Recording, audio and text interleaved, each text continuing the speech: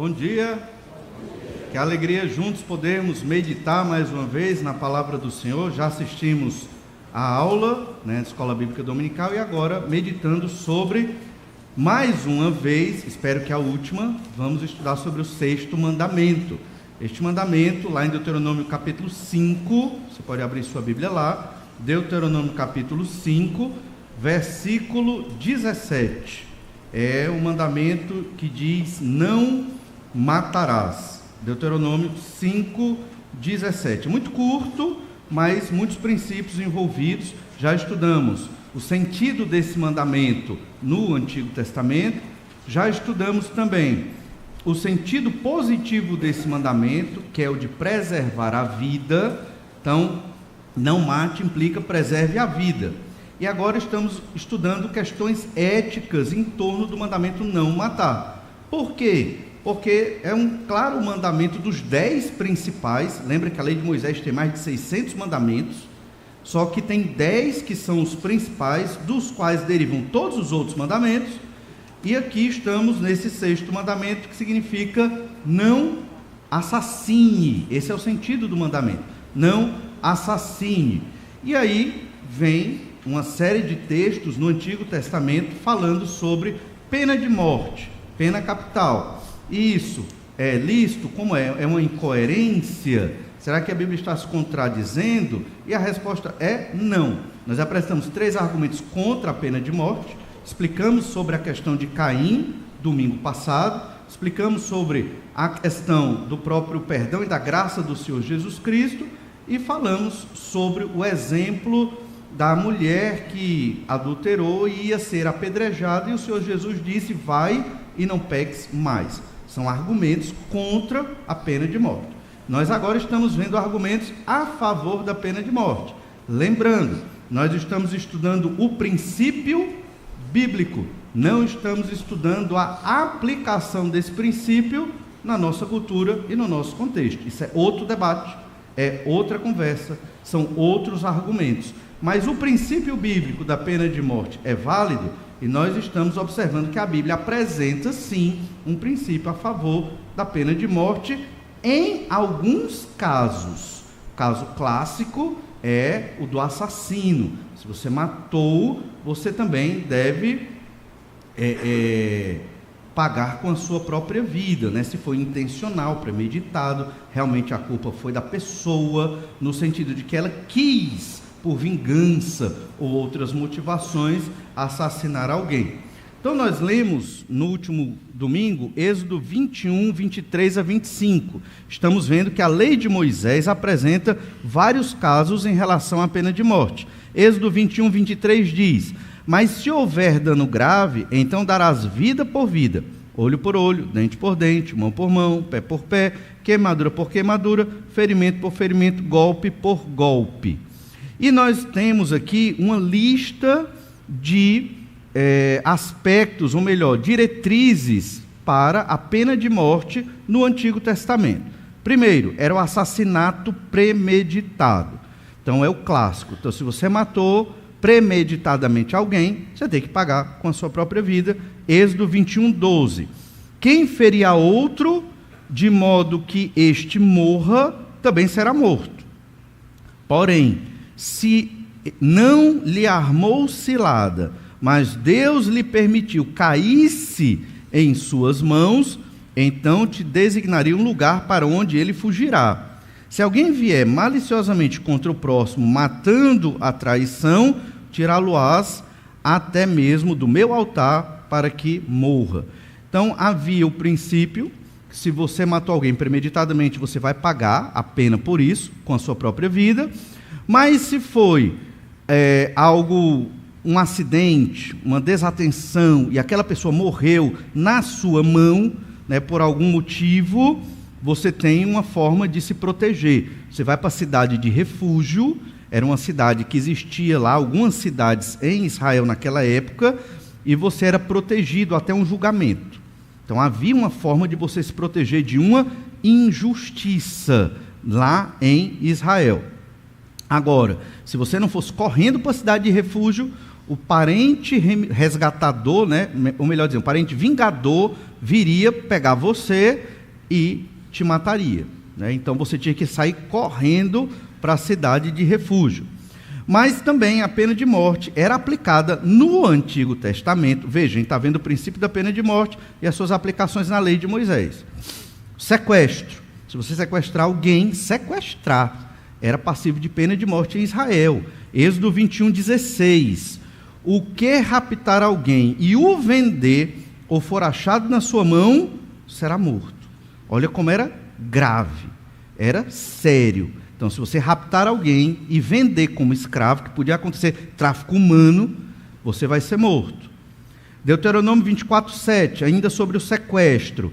Se achar alguém que, tendo roubado um dentre os seus irmãos dos filhos de Israel, o trata como escravo ou o vende, esse ladrão morrerá. Assim eliminarás o mal do meio de ti. Então, era uma lei muito rigorosa. Lembrando, em Israel não existia presídio. Em Israel não existia presídio. Existia uma cidade de refúgio, que a pessoa ia lá para se proteger, e então aguardar um julgamento pelo sacerdote, para saber se realmente foi um acidente, ou se foi um assassinato premeditado, certo? E nesses casos também. Mas outro motivo, era a questão do adultério, Deuteronômio 22:22. Se um homem for achado deitado com uma mulher que tem marido, então ambos morrerão. O homem que se deitou com a mulher e a mulher, assim eliminarás o mal de Israel. Então, pena de morte para o adultério. Homossexualismo, pena de morte para o homossexual. Levítico 20:13. Se também um homem se deitar com outro homem como se fosse mulher, ambos praticaram coisa abominável, serão mortos. Seu sangue cairá sobre eles. Incesto, pena de morte contra o incesto, bestialidade, desobediência aos pais. Estou pulando aqui alguns versículos, mas desobediência aos pais, esse é bom ler. Deuteronômio 21:18 diz assim: se alguém tiver um filho quanto mais rebelde, que não obedece à voz de seu pai e à de sua mãe, e ainda castigado não lhes dá ouvido, seu pai e sua mãe o pegarão e o levarão aos anciãos da cidade, à sua porta, e lhes dirão: este nosso filho é rebelde e contumaz, não dá ouvidos à nossa voz, é dissoluto e beberrão, e então todos os homens da sua cidade o apedrejarão até que morra. Assim eliminarás o mal do meio de ti, todo Israel ouvirá e temerá. E esse princípio da pena de morte para o filho rebelde, ele se aplica em vários outros textos. Êxodo 21:15, é bem curto, diz: quem ferir a seu pai ou a sua mãe será morto. Aparece em Levítico 20, verso 9, e Provérbios 20:20. Então é algo muito sério, era muito sério no Antigo Testamento. Os falsos profetas também pegavam pena de morte. Olha como isso era importante. Deuteronômio 13, verso 5, sobre um falso profeta no meio de Israel. Diz assim: esse profeta ou sonhador será morto, pois pregou rebeldia contra o Senhor vosso Deus, que vos tirou da terra do Egito e vos resgatou da casa da servidão, para vos apartar do caminho que vos ordenou o Senhor vosso Deus, para andardes nele. Assim eliminarás o mal do meio de ti. E o verso 6: se teu irmão, filho de tua mãe, ou teu filho, ou tua filha, ou a mulher do teu amor, ou teu amigo, que amas como a tua alma, te incitar em segredo, dizendo: vamos e sirvamos a outros deuses que não conheceste, nem tu, nem teus pais, dentre os filhos dos povos que estão ao redor de ti, perto ou longe de ti, desde uma até outra extremidade da terra, não concordarás com ele, nem o ouvirás, não olharás com piedade, não o pouparás, nem o esconderás, mas certamente o matarás. A tua mão será a primeira contra ele, para o matar, e depois a mão de todo o povo. Apedrejá-lo-ás até que morra, pois te procurou apartar do Senhor teu Deus, que te tirou da terra do Egito, da casa da servidão, e todo Israel ouvirá e temerá, e não se tornará a praticar maldade como esta no meio de ti. Pena de morte também era aplicada a blasfêmias, profanação do sábado, sacrifício a falsos deuses. Então, todos esses eram os motivos da pena de morte. Como aplicar isso? Como esse princípio chega à nossa cultura hoje? Obviamente, a igreja não é Israel, isso é muito claro. Então, Israel era uma nação política. Israel teve um rei, vários reis. Israel tinha um código legal. Só que o código legal de Israel, que é o que a gente está lendo aqui, nesses vários versículos, foi revelado e inspirado por Deus. No entanto, quando chega na igreja, a igreja não é um Estado. A igreja não é um governo. A igreja é uma congregação, é uma assembleia, é a comunidade dos salvos em Cristo. Então a igreja, na sua forma, ela não tem essa investidura política e governamental para administrar a pena de morte, obviamente, certo? Não tem. No entanto, nós entendemos que não vamos matar filhos rebeldes, não vamos matar os falsos profetas, não vamos matar os que blasfemam, não vamos exercer isso, certo? E a igreja também não vai administrar uma pena de morte contra um assassino. A igreja não está nessa esfera. A gente não vê isso no Novo Testamento, a igreja administrando pena de morte. No entanto, toda essa legislação nos mostra o quanto Deus, o Senhor, que deu esta lei a Moisés, é um Deus severo e detalhista. O Senhor, ele preza por certas verdades que ele considera mais importante do que a vida humana. E essa é a grande diferença de crer em Deus e de ser humanista. Para o humanista, o maior bem que existe é a vida humana. Para o crente em Jesus, o maior bem que existe é Deus. É Deus. Por isso que os crentes devem estar prontos para entregarem suas vidas a Deus. Isso não deve ser só um jargão. Isso tem que ser uma realidade na vida de cada crente. A nossa vida, ela tem que ser menos valiosa do que o Senhor é para nós. A palavra de Deus deve ser extremamente valiosa na orientação da nossa vida. Então, o falso profeta, por exemplo, não vamos matar o falso profeta, mas obviamente vamos correr longe dele, não vamos aprovar, não vamos conviver, porque na mente de Deus, em Israel, um falso profeta seria morto. Seria morto.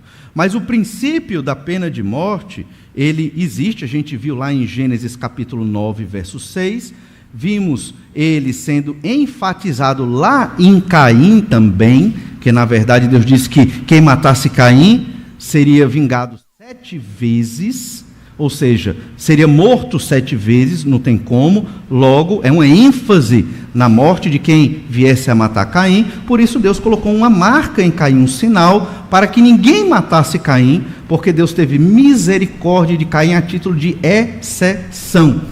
Lá no período pré-diluviano, pena de morte. Pós-diluviano, pena de morte. Lei de Moisés, pena de morte. Novo Testamento, a gente ainda vai observar alguns elementos, mas vamos ver o ensino de Jesus, que já é no Novo Testamento, o ensino de Jesus sobre pena de morte. Alguns vão dizer, não, o Senhor Jesus ensinou que não deve existir a pena capital, porque houve o perdão para todos os pecadores, então já foi tudo perdoado em nome de Jesus.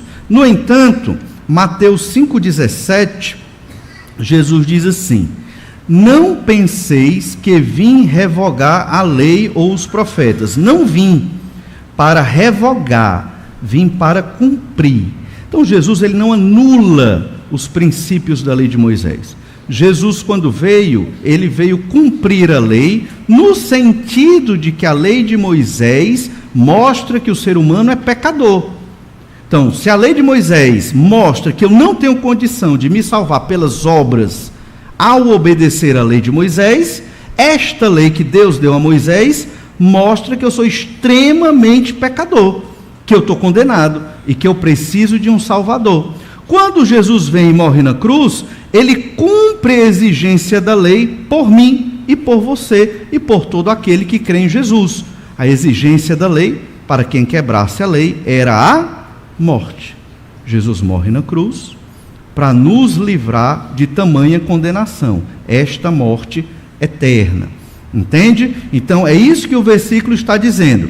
Mas indo mais à frente um pouco, Mateus capítulo 5, verso 21, olha o que Jesus diz no Sermão do Monte: ouvistes que foi dito aos antigos, não matarás. Aqui ele está falando do 6º mandamento.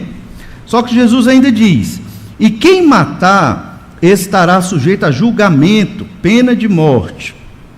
Porém, aqui pena de morte é uma explicação.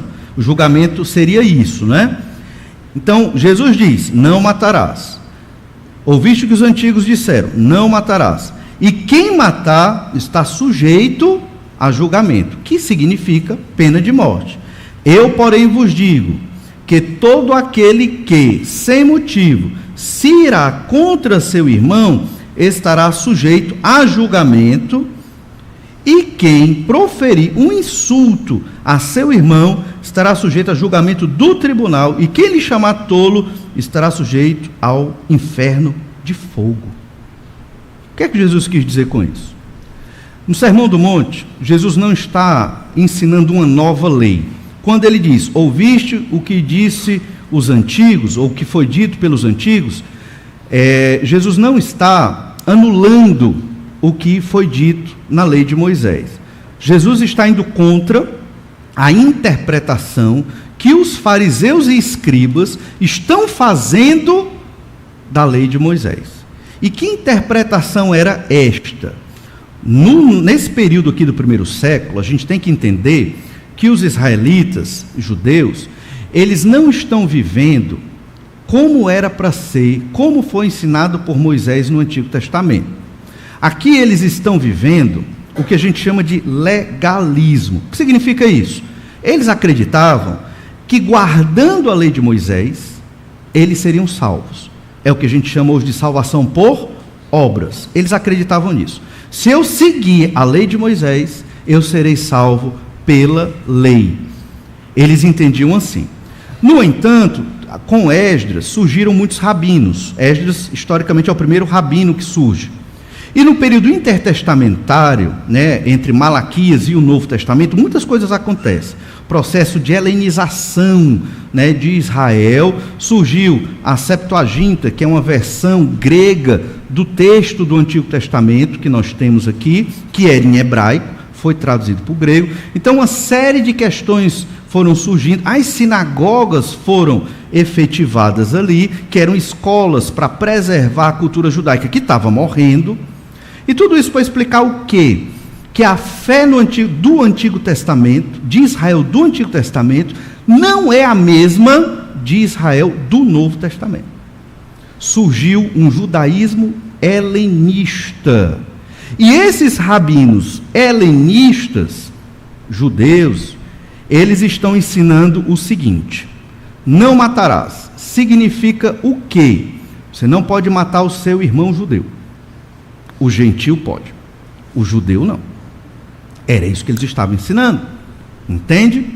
E então, ainda no adendo, Jesus diz: quem matar estará sujeito a julgamento. Ou seja, se você mata, você está sujeito à pena de morte, você é julgado e condenado e vai morrer. Isso era o que os antigos ensinavam. Só que eles não estavam ensinando o que a gente está aprendendo aqui. Eles estavam ensinando o que convinha a eles. Nós, judeus, nós não nos matamos.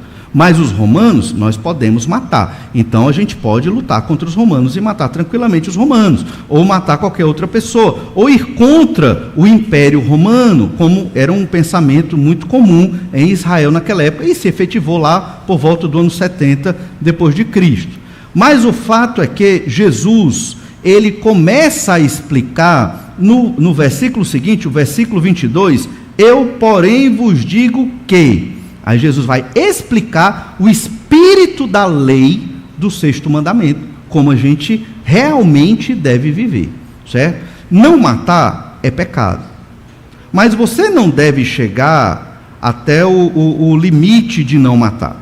Você já tem que controlar os seus pecados de ira e de ódio contra o seu irmão, para que você não chegue ao não matarás. Entende? Jesus também estava explicando isso. O rabino dizia: pecado é não matar. Bater, tudo bem. Falar mal, tudo bem. Ofender, está livre, está liberado. Só não pode matar. Então eles iam até o limite.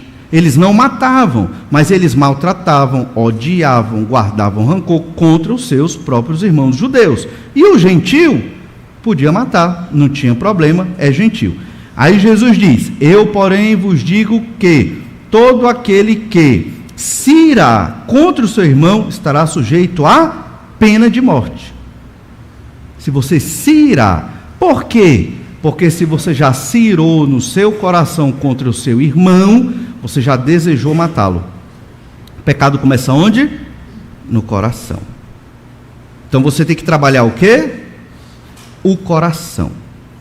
Você não tem que trabalhar o comportamento, você tem que trabalhar o coração. Óbvio que com as crianças bem pequenininhas, assim, a gente trabalha o comportamento junto com o coração. À medida que cresce, nós vamos trabalhar o quê? O coração. Porque não tem sentido você seguir normas sociais e éticas e ser muito bem educado e ter um coração cheio de pecado. Isso não é o novo homem transformado em Cristo Jesus, não é. Isso é uma hipocrisia. É você ter uma aparência de justiça, mas o seu coração odeia o seu marido. O seu coração odeia sua esposa. O seu coração odeia as pessoas que estão te prejudicando ou simplesmente que estão ao seu redor. Então você pega o 6º mandamento e diz: não matarás, mas não está dizendo não odiarás. Então eu posso odiar. Era assim que eles pensavam. É contra isso que Jesus está reagindo. E ao falar isso, Jesus não deixa de dizer que a pessoa vai receber o julgamento, que significa a pena de morte. E diz mais, ainda no verso 22, e quem proferir um insulto a seu irmão estará sujeito ao julgamento do tribunal. Quer dizer, não é só um julgamento informal, mas é um julgamento do tribunal, mas está implícito pena de morte por causa do não matarás. E quem lhe chamar tolo, aqui é uma palavra muito mais forte, certo? Só que a Bíblia ameniza, óbvio, né, essas expressões, mas se você chama seu irmão de uma palavra muito horrível, e isso, o que a gente vai ler o finalzinho do versículo, mas isso é forte, porque nós temos que entender que as nossas palavras machucam as pessoas. Se um pai fala uma palavra imponderada, ele pode arrasar a vida do filho por décadas. Por décadas. Entende? Ou uma mãe, entende? Ou você que tem o seu irmão, você falar uma palavra má, uma palavra de rancor, uma palavra de ódio para o seu irmão em Cristo, você pode prejudicar a vida espiritual daquela pessoa. Você pode desmotivá-lo a querer vir à igreja, a ler a Bíblia, a buscar a Deus. Ele está errado a fazer isso? Está. Mas você colaborou para que ele enfraquecesse? Também. E é isso que Jesus está dizendo aqui. E quem lhe chamar tolo estará sujeito a um inferno de fogo. Então, o pecado não é só não matar. O pecado é não amar o seu irmão. E o extremo disso é chegar a matá-lo. Ou não só o seu irmão, mas qualquer pessoa que estiver ao seu redor. É contra isso que Jesus está reagindo aqui. Ele não está dizendo que não existe esse mandamento, ele não é válido. Ele é válido, não matarás. E a pena para quem matar você vai ser julgado. E o julgamento é a pena de morte. Jesus está refletindo o ensino do Antigo Testamento. Então Jesus, ele perdoa sim os pecados de alguém que é assassino. Se um assassino verdadeiramente se arrepender dos seus pecados, pedir perdão a Deus e confessar Jesus como seu Senhor, ele vai ser salvo. Mas ele ainda tem que ser julgado pelo pecado que ele cometeu. Entende? Existem as consequências do pecado. Infelizmente, elas existem. E por conta disso, aquele que matou, dentro do contexto bíblico, pagará com a própria vida. E aí você diz, mas Israel nessa época ministrava a pena de morte? Bem menos no Novo Testamento. Por quê? Porque o Império Romano dominava, tinha que ter a anuência do Império Romano. E tem um texto que nos ajuda aqui, no Novo Testamento, que é Romanos capítulo 13. Esse texto ele é muito revelador. Por quê? Porque o Império Romano perseguia a igreja. Os judeus também perseguiam a igreja. Romanos 13, versículo 1. Paulo sofria perseguição do império. Por sinal, foi morto por um imperador, Nero. Paulo poderia muito bem dizer nas suas epístolas, olha, reajam ao Império Romano, discordem do Império Romano, vamos lutar contra o Império Romano, igreja, se levante, né? Vamos deixar de ser besta, ser oprimido por esse império, vamos pegar nas armas, vamos lutar contra o Império Romano que nos persegue e nos mata. Mas a epístola que Paulo escreveu aos Romanos diz exatamente o contrário. Lá em Romanos 13, verso 1, todo homem esteja sujeito às autoridades superiores, porque não há autoridade que não proceda de Deus, e as autoridades que existem foram por ele instituídas. Paulo estava falando do Império Romano. Ele estava falando do imperador que matava os cristãos. Por isso, a gente repete, nós crentes em Jesus somos ovelhas. Nós não somos dos que lutam e batalham as coisas deste mundo. Não somos. Nós somos dos que lutam e batalham pelo reino de Deus. E esta batalha do reino de Deus é pregando o Evangelho, é em oração, é perdoando, é amando, é cuidando, discipulando, realizando a obra missionária. Esta é a batalha do cristão. É lutar contra os meus pecados para eu ser mais santo diante de Deus. Não é a batalha política, não é a batalha ideológica, não é a batalha militar e nem econômica. Não é a nossa batalha. Se você quiser ir para essa batalha, aí é com você. Aí é outra história. Mas essa não é a batalha da igreja. Não é. O que Paulo está ensinando é que a igreja tem que ser, e a igreja de Roma seja sujeita à autoridade do Império Romano. É isso. Olha o verso 2. De modo que aquele que se opõe à autoridade resiste à ordenação de Deus, e os que resistem trarão sobre si mesmos condenação. Não resista. Veio o império te pegar para te matar? É isso aí. E foi o que aconteceu com Paulo. E com os outros apóstolos. Todos foram mortos, exceto João, que morreu de morte natural. Os outros foram mortos martirizados. Entende? O Senhor Jesus não liderou uma rebelião contra o Império Romano, né? Muitos judeus fizeram isso no ano 70, depois de Cristo. Foram todos mortos. Essa era a batalha dos judeus. Por isso que os judeus no primeiro século queriam um Jesus guerreiro, um Jesus que fosse para a batalha. Era o que eles esperavam. Mas não, Jesus não foi assim. Na primeira vinda, Jesus era o servo sofredor, o Cordeiro de Deus, veio para morrer pelos nossos pecados, pregar o evangelho do reino de Deus. Na segunda vinda, leiam Apocalipse capítulo 1, leiam Apocalipse capítulo 5 a 19, todas as pragas, juízos e sangue derramado, foi Jesus do céu. Vai ser Jesus do céu, que vai julgar a terra, e aí vai ter muita gente morrendo. E quem quis isso? O mesmo Senhor Jesus Cristo, só que agora ele vem como juiz para julgar a humanidade por conta dos seus pecados, abrir os juízos de Deus, o selo, as trombetas e as taças contra a humanidade pecadora daquele período. Entende? Então, eles queriam um Jesus que não foi a proposta na primeira vinda do Senhor Jesus Cristo. Então a gente entende o significado desse texto de Mateus 5, 21 a 22. Na verdade, Jesus não está sendo contra a pena de morte. O apóstolo Paulo está mostrando que existe um governo mau, o Império Romano, e que os crentes em Jesus, a igreja, tem que se submeter a esse governo dentro da esfera política. Esfera política que era o quê? Era o Império Romano dominando. E o que os crentes vão fazer? Vão continuar pregando o Evangelho, vão continuar plantando igreja, vão continuar orando, vão continuar anunciando o reino de Deus até a volta do Senhor Jesus Cristo. Não tem para onde fugir, irmão. Pode morrer de ler essa Bíblia aqui e tentar ver outro sentido. Não há. É isso aqui. É muito simples.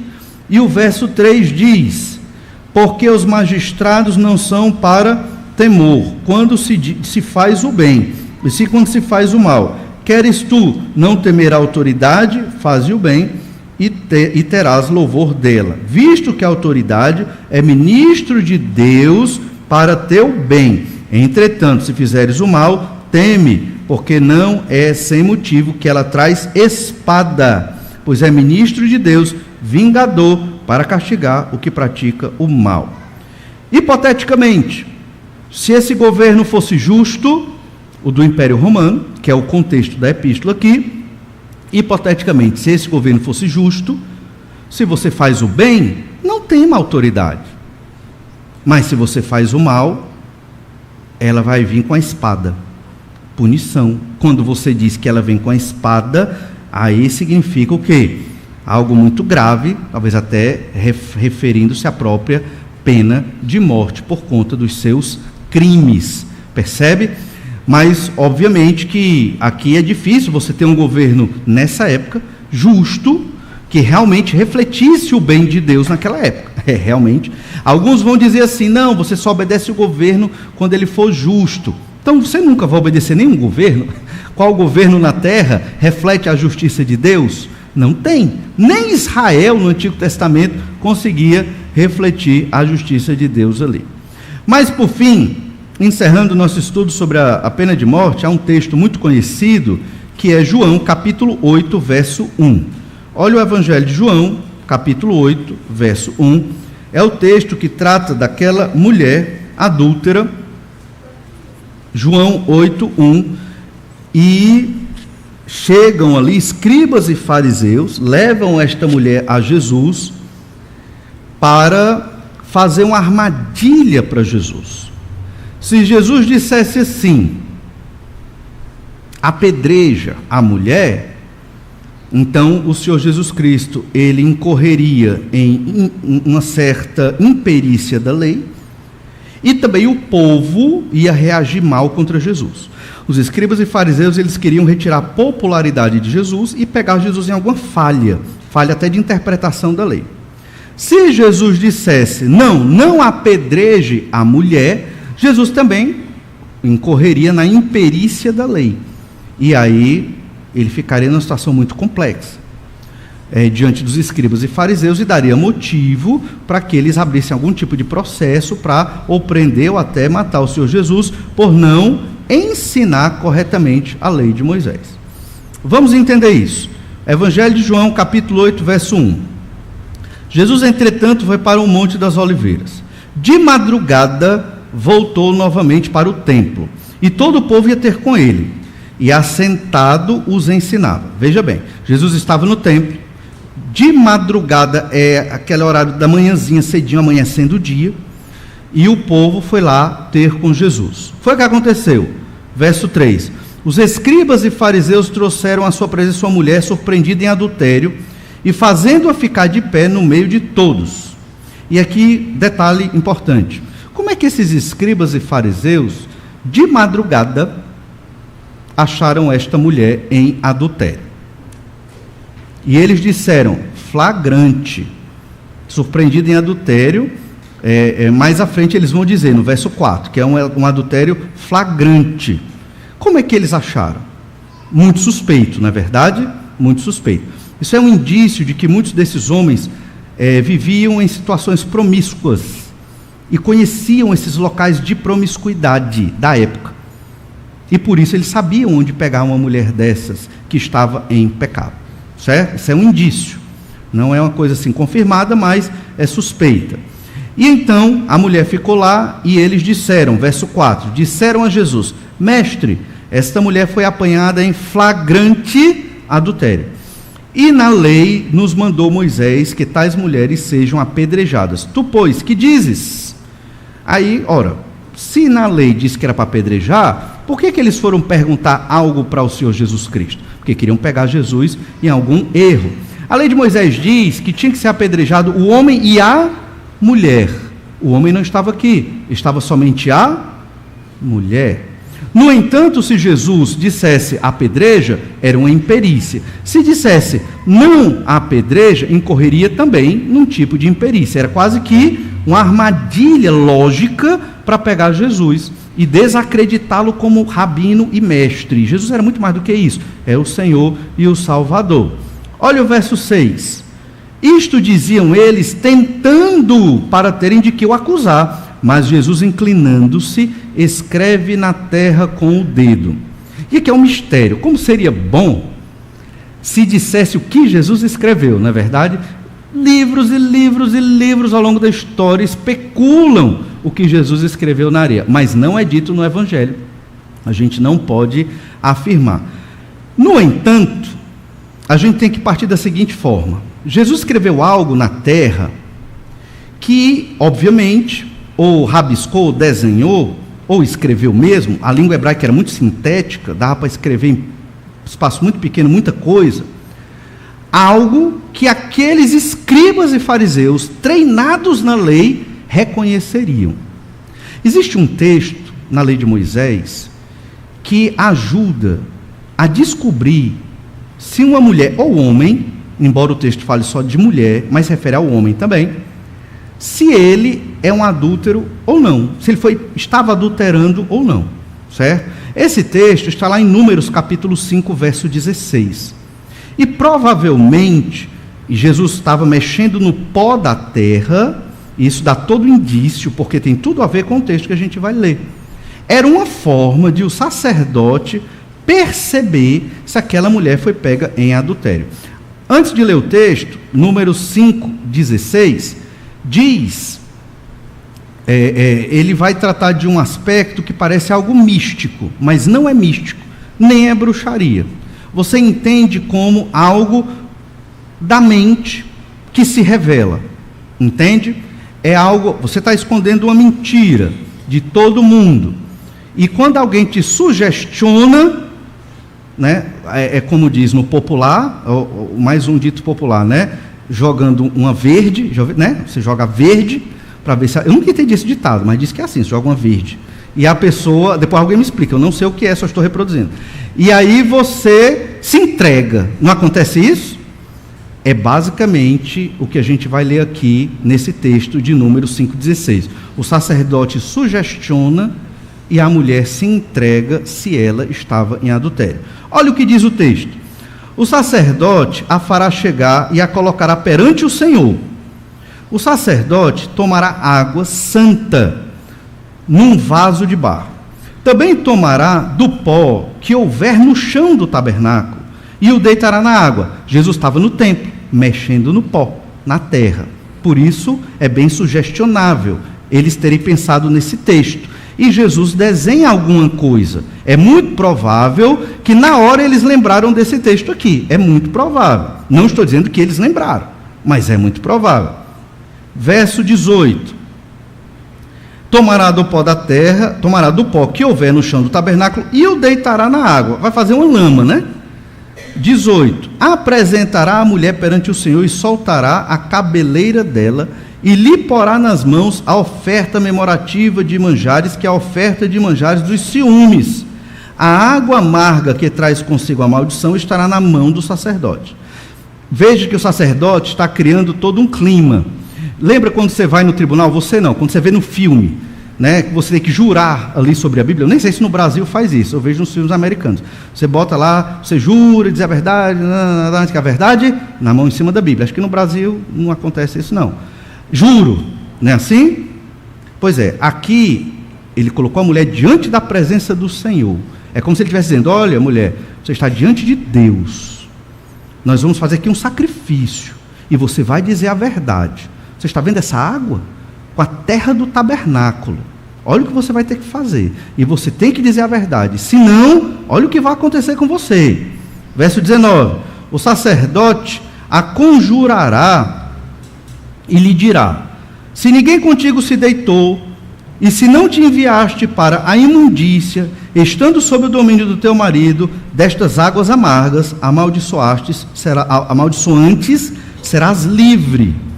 Mas se te desviaste, quando sob o domínio do teu marido, e te contaminaste, e algum homem que não é o teu marido se deitou contigo, então o sacerdote fará que a mulher tome o juramento de maldição e lhe dirá: o Senhor te ponha por maldição e por praga no meio do teu povo, fazendo-se o Senhor descair a coxa e inchar o ventre, e esta água amaldiçoante penetre nas tuas entranhas, para te fazer inchar o ventre e te fazer descair a coxa. E então a mulher dirá: amém, amém. O sacerdote escreverá estas maldições num livro, e com a água amarga as apagará. E fará que a mulher beba a água amarga que traz consigo a maldição. Sendo bebida, lhe causará amargura. Veja que é com a água que ele apaga esta maldição. Ele escreveu num livro esta maldição. Está escrito aqui. É como se Jesus, você imagina Jesus escrevendo este texto, ou parte dele ali na areia, e pegando naquela areia. Eles lembraram aqui. Isso é bruxaria? É misticismo? Não. Não. Isso era para que aquela mulher, ela, ao beber a água, se entregasse e revelasse. Quem deveria pedir isso ao sacerdote? O marido ciumento. Estou com dúvida se minha mulher me traiu ou não. Levo para o sacerdote. O sacerdote fazia isso. Alguns vão acreditar que, sobrenaturalmente, Deus fazia, logo em seguida da mulher beber a água com a terra, ter um inchaço na barriga, e revelava que ela era uma adúltera. Mas penso eu que é mais para que a mulher, dentro daquela pressão, entregasse o seu pecado ali para o sacerdote e para o marido. Jesus estava escrevendo aquilo. O que é que isso significa naquele contexto? Antes, você talvez esteja pensando assim: ah, pastor, isso aí é que nem um amigo meu dizia, é desdobro pastoral, O que é isso? Esse negócio de dizer que vai beber essa água com a terra e vai inchar o ventre da mulher, dizer que isso é algo psicossomático, não funciona, não existe. Existe. O Salmo 32 mostra que quando nós estamos com sentimento de culpa, o que é que acontece? Os nossos ossos doem, nós sofremos fisicamente por conta do pecado. É basicamente isso aqui. É uma forma daquela mulher, se ela é adúltera, ela sofrer fisicamente por conta do pecado dela, que ela está escondendo e o marido está desconfiando. Agora, veja bem, o que é que isso tem a ver com aquele momento? Se realmente esse é o texto que Jesus estava escrevendo lá na terra, e se realmente eles entenderam isso, João 8, verso 7, como insistissem na pergunta, Jesus se levantou e lhes disse. Eles não perguntaram só uma vez: o que é que a gente faz com essa mulher? Apedreja ou não? Eles insistiram na pergunta e ficaram insistindo. Então Jesus se levantou e disse: aquele que dentre vós estiver sem pecado, seja o primeiro que ele atire pedra. Verso 8, e tornando a inclinar-se, continuou a escrever no chão. Estava tudo irregular aqui. E Jesus estava dando tempo para eles pararem, aquela inquisição contra Jesus. Se Jesus realmente estava se referindo a Números capítulo 5, do verso 16 em diante, quem deveria estar acusando aquela mulher era o marido dela. Cadê o marido dela acusando? Não está aqui. Cadê o tratamento da água com o pó para revelar se realmente aquela mulher estava adulterando mesmo? Não acontece. Onde estão as testemunhas que viram aquela mulher em adultério? Como é que eles viram? Na madrugada? Como é que eles pegaram aquela mulher em adultério na madrugada ali? E então Jesus, ele diz: olha, se vocês não têm pecado, no sentido de que todos os argumentos de vocês e a prática de vocês para levar essa mulher a uma pena de morte está correta, pode apedrejar. Vocês estão fazendo o que a lei diz? Pode apedrejar. Eles não estavam fazendo o que a lei dizia. Então, por isso, começou a sair um por um. Verso 9. Mas ouvindo eles esta resposta, e acusados pela própria consciência, por Por que a consciência deles os acusou? Ou eles não pegaram a mulher em flagrante, ou eles não seguiram a lei de Moisés, trazendo o marido ciumento, acusando ela, ou eles não trouxeram o outro adúltero para ser apedrejado com ela também. Olha quantos erros aí. Eles não estavam cumprindo a lei de Moisés adequadamente. Mas a pena de morte é prescrita para aquela mulher. Jesus não foi contra a pena de morte. Jesus foi contra a má aplicação da lei de Moisés, da pena de morte para o adúltero. Percebe? Essa é a grande diferença. Então, o argumento de que nessa história Jesus vai contra a pena de morte, ele não existe. Na verdade, o Senhor Jesus, ele está legislando dentro da lei de Moisés aquilo que era para ser. Nenhuma das situações se encaixava. A mulher, ela foi levada ali como um pretexto para pegar Jesus, né, em alguma imperfeição de interpretação da lei de Moisés. E então, ainda no verso 9, mas ouvindo eles esta resposta e acusados pela própria consciência, foram se retirando um por um, a começar pelos mais velhos, até os últimos, ficando só Jesus e a mulher no meio onde estavam. Jesus lá rabiscando, talvez ele estivesse continuando o texto de Números capítulo 5, talvez. E então no verso 10, erguendo-se Jesus, não vendo a ninguém, mas além da mulher, perguntou-lhe: mulher, onde estão aqueles teus acusadores? Ninguém te condenou? Então veja, tinha os acusadores, era para haver uma condenação, só que no momento que os acusadores se retiram, legalmente, não tem mais acusação. O acusador retirou a acusação, então ela está livre, entende? Legalmente, pela lei de Moisés, se não tem quem acuse, o marido dela não está acusando, os escribas e fariseus que queriam apedrejá-la não estão mais acusando. Então, isso deveria ser feito também diante de um sacerdote. Nem tinha sacerdote aqui, eram escribas e fariseus. Verso 11, respondeu ela: ninguém, Senhor. Então lhe disse Jesus: nem eu tampouco te condeno, vai e não peques mais. Jesus deu o perdão para aquela mulher, mas o perdão espiritual. O perdão legal, simplesmente ela não teve, porque não houve mais condenação. Entende? Quem condenava se retirou. Não tem mais condenação, não tem mais pena de morte para aquela mulher. Mas Jesus perdoa o pecado dela, provavelmente ela deve ter se arrependido, fica implícito, e Jesus diz: vai e não peques mais, nem eu tampouco te condeno. Esse texto, então, mostra uma perícia maravilhosa do Senhor Jesus em aplicar a lei de Moisés, e aplicar da maneira correta, e ser misericordioso com uma pecadora. Essa mulher, certamente, era uma adúltera. Ela tinha cometido erros, sim. No entanto, o processo de condenação dela estava errado. Os acusadores deixaram ela de lado, porque viram a sabedoria do Senhor Jesus Cristo e o erro deles, e Jesus a perdoa dos seus pecados. Irmãos, esse é um ensino muito difícil do 6º mandamento: não matarás. Às vezes nós podemos pensar como muitos daqueles a quem nós evangelizamos. Você vai evangelizar uma pessoa, aí o que é que ela diz?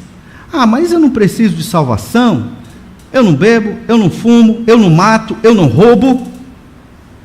Jesus está dizendo: olha, você não precisa matar para ser um assassino, basta você odiar uma pessoa no seu coração, você já matou ela na sua mente, só não executou na prática. Entende? É isso que Jesus está ensinando.